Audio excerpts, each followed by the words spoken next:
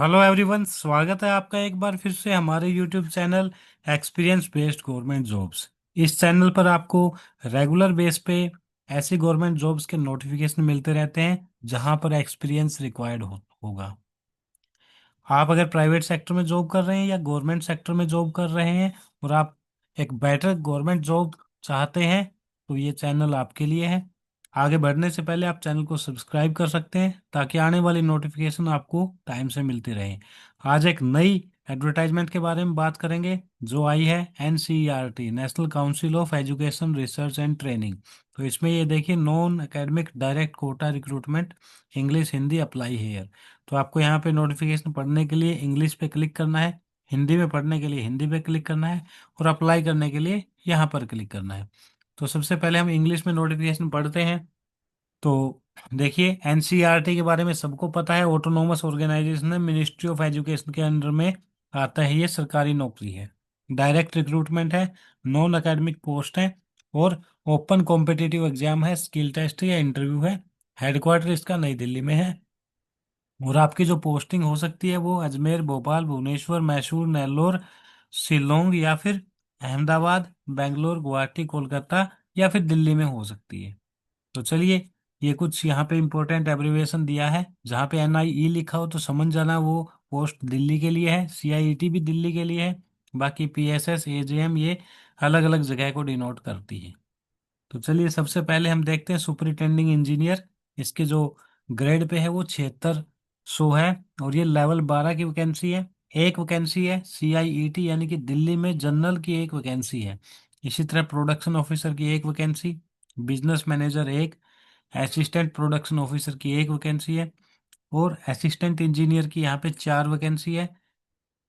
Assistant public relation officer की एक vacancy है। तो टोटल 9 वैकेंसी है ग्रुप ए में।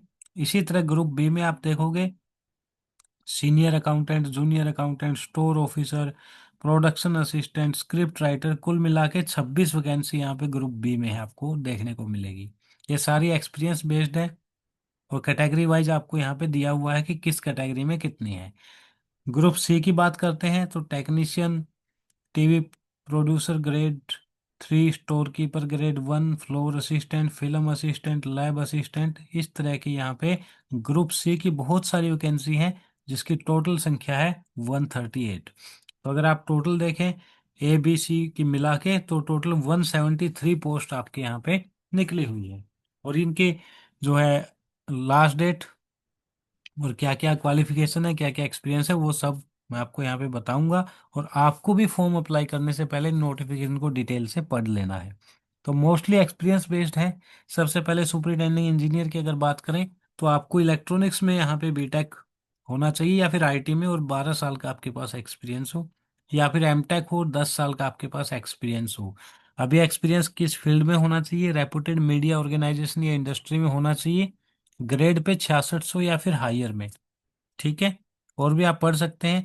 Master degree electronics communication IT में हो सकती है, ICT में, और 12 साल का एक्सपीरियंस होना चाहिए रेपुटेड मीडिया ऑर्गेनाइजेशन में। प्रोडक्शन ऑफिसर, इसमें प्रिंटिंग टेक्नोलॉजी से आपके पास बीटेक हो और 8 साल का एक्सपीरियंस हो, printing production of text books, journal publication, journal in reputed publishing या प्रिंटिंग ऑर्गेनाइजेशन। वर्किंग नॉलेज हो regarding cover design, layout, paper block and aspect of printing technology. और फैमिलियरिटी होनी चाहिए कंप्यूटर बेस्ड प्रिंटिंग प्रोसेस। यानी कि ये जो vacancy आप देख पा रहे हैं, बहुत अच्छा पे स्केल है, लेवल 12 लेवल 11 पे, ये डायरेक्ट इंटरव्यू पे सिलेक्शन है। क्या होगा इसमें? आप फॉर्म भरोगे और आपको शॉर्टलिस्ट किया जाएगा बेस्ड ऑन योर एक्सपीरियंस।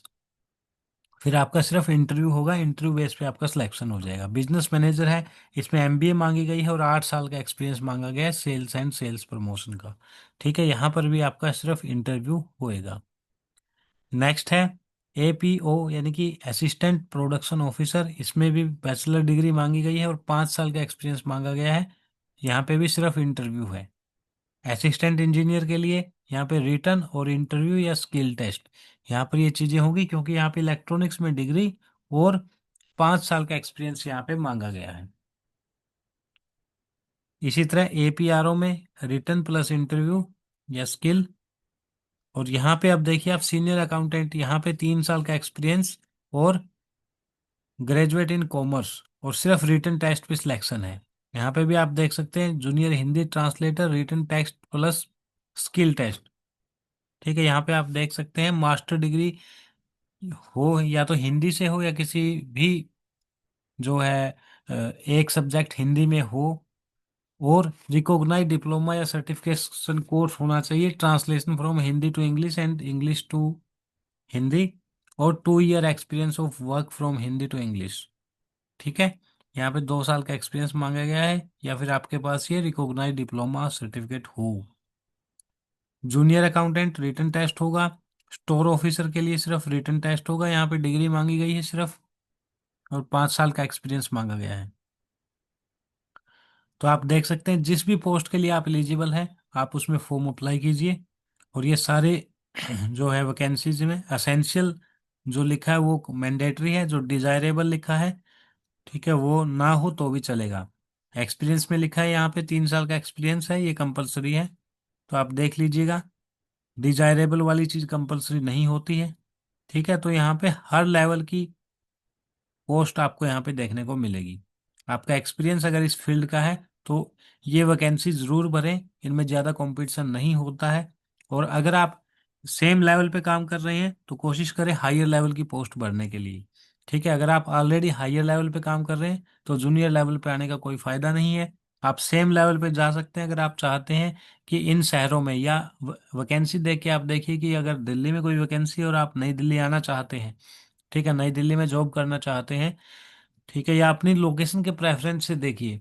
अगर वहाँ पर कोई वैकेंसी है, आपको लग रहा है वहाँ पे हो जाएगा, तो आप सेम स्केल पे भी शिफ्ट कर सकते हैं। आपको एनओसी लेना होगा, नो ऑब्जेक्शन सर्टिफिकेट अपने ऑर्गेनाइजेशन से, और जिससे क्या है आपकी पे प्रोटेक्शन वगैरह मिल जाती है।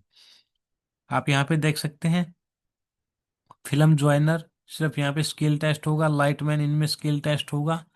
तो ये कुछ ग्रुप सी की ऐसी पोस्ट हैं जिसमें रिटन टेस्ट भी नहीं होगा, सिर्फ स्किल टेस्ट होगा। जनरल टर्म एंड कंडीशन आप एक बार देख सकते हैं। ठीक है, एनआईई का मतलब है एनसीईआरटी हेडक्वार्टर, जो कि नई दिल्ली में है। उसके बाद आप यहाँ पे देख सकते हैं कि आपको ये ऑनलाइन अप्लाई करना है, और लास्ट डेट है 16 जनवरी 2026। तो 16 जनवरी 2026 से पहले आपको अप्लाई कर देना है। 27/12 से इसके जो फॉर्म है वो भरना स्टार्ट होंगे। ठीक है, एक्सपीरियंस सर्टिफिकेट आपको लगाना पड़ेगा। ठीक है, क्योंकि ये मोस्टली एक्सपीरियंस बेस्ड पोस्ट है। एडमिट कार्ड जब जैसे ही साइट पे अपडेट होगा तो आपका एडमिट कार्ड डाउनलोड हो जाएगा।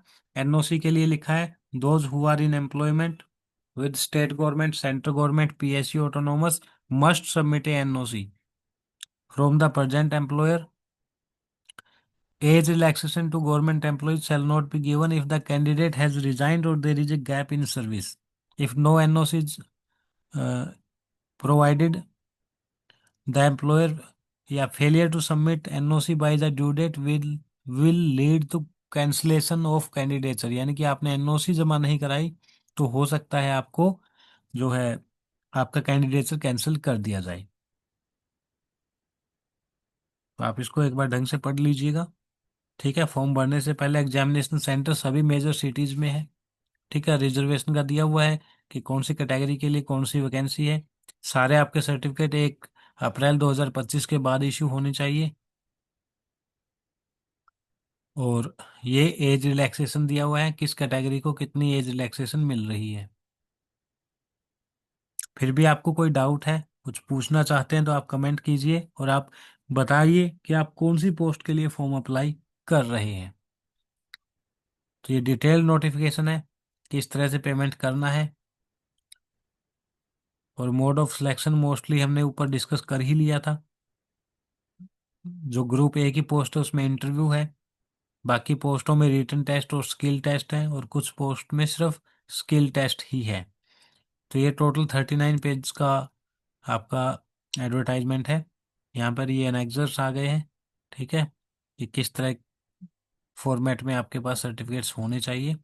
तो आप एक बार इनकी डिटेल स्टडी कीजिएगा भरने से पहले, और अगर आप फॉर्म भर रहे हैं तो आप कमेंट करके बताइएगा कि आप किस चीज़ का फॉर्म भर रहे हैं।